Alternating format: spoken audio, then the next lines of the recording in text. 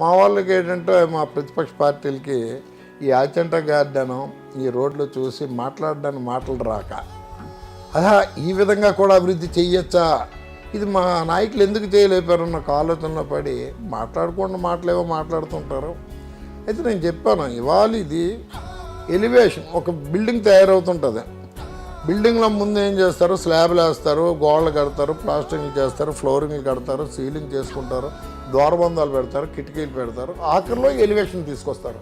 ఆ ఎలివేషన్ వచ్చాక ఈ బిల్డింగ్ ఇక్కడ బాగుంది, ఇక్కడ బాగా కట్టారు అనేది ప్రజలు చూసేవాళ్ళు అనుకుంటారు. అలాగే విజయనగరానికి చేయవలసిన చిన్న స్థాయి పనులన్నీ చేసి చేసి చేసి ఆఖరిలో ఈ రోడ్లు ఈ పార్కులు తెచ్చేసరికి మా వాళ్ళు ఉత్తునే అభివృద్ధి అంటే ఏదో మేకప్ చేసాం అనుకుంటున్నారు, కానీ కింద స్థాయిలోని పనులు జరిగాక నేను ఇవాళ మాట్లాడాను.